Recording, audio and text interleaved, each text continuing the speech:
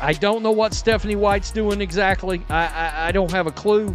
Again, I don't know what the identity of this team is. I really don't. It seems like they play a different way every game. One could say, well, that's her game plan. She's game planning for each team. How's that working out for you? You got to win games like this.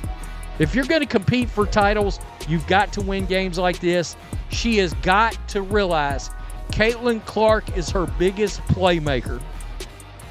And when the fourth quarter gets there, she's got to quit taking the GD ball out of Caitlin Clark's hands. I think I have figured out the solution to the Indiana Fever's problems. Hear me out, hear me out, hear me out. This is what we got to do. We got to put Caitlin Clark off ball. We need to run a motion offense.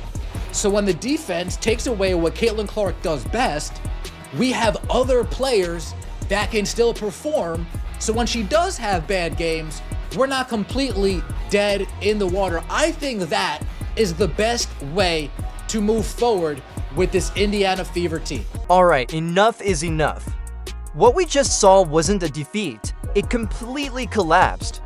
The Indiana Fever dropped the game like a hot potato while holding it in their hands. Stephanie White is just standing there with her arms crossed, watching everything burn while Caitlin Clark is out here battling for her life. Becky Hammon makes adjustments. Stephanie White adjusts her arms.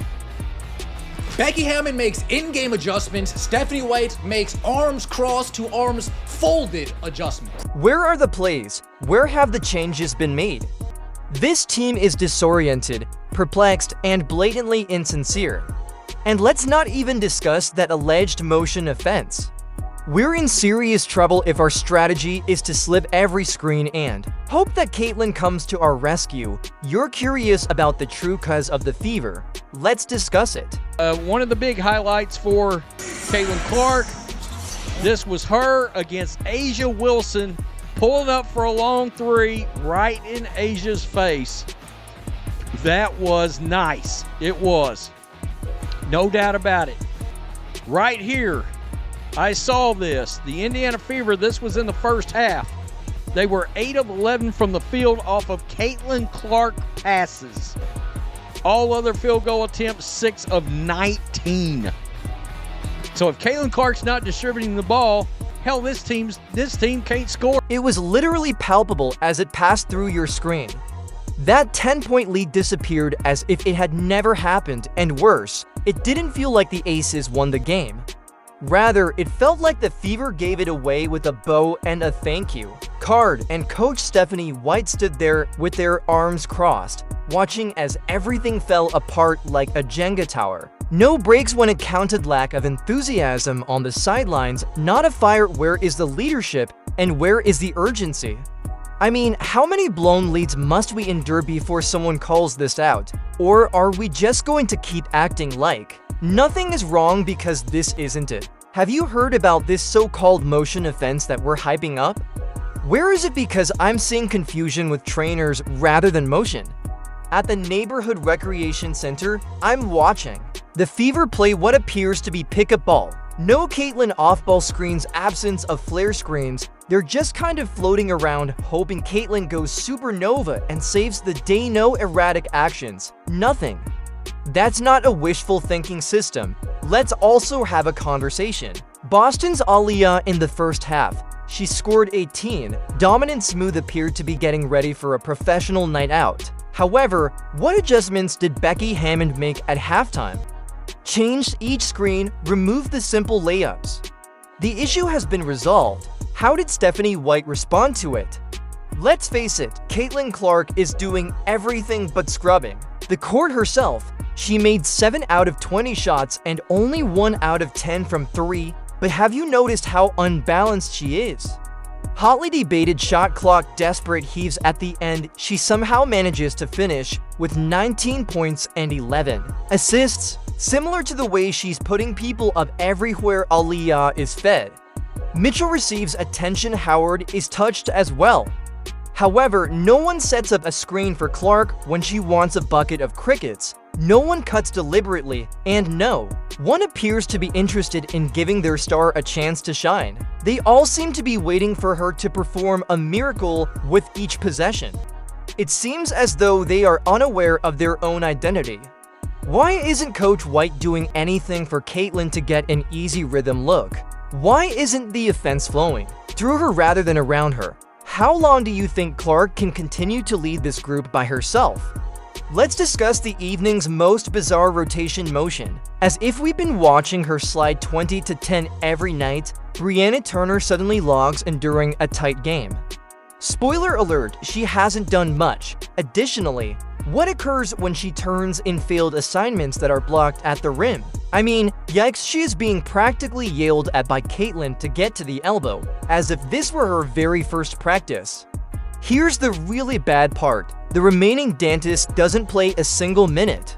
No zip, no nada. What was the strategy? To boost Turner's self-confidence during a nationally televised match? Reward poor performance, make a point, whatever it was, it significantly increased the Fever's expense. Remember how everyone said throughout the off-season that we had depth? This is the deepest Fever roster we've had in years. Are we just throwing darts at a rotation chart? Yes, that are two benchmarks. That's it too. 0 Sophie Cunningham. Carlson 0 Sydney. Not a spark, no vitality, only a ghost town as they sees bench players shift momentum and give their starters rest. It's as if we brought 5 chairs to a gunfight. Clark plays superhero for 38 minutes, while the bench looks on like spectators. Where is the coaching that turns role players into contributors? Where is the development? And where is the next up mentality if you can't trust anyone outside? Of your top 3, it's not depth. Additionally, the Fever's bench is now only as functional as a submarine's screen door. Let's just get this out of the way.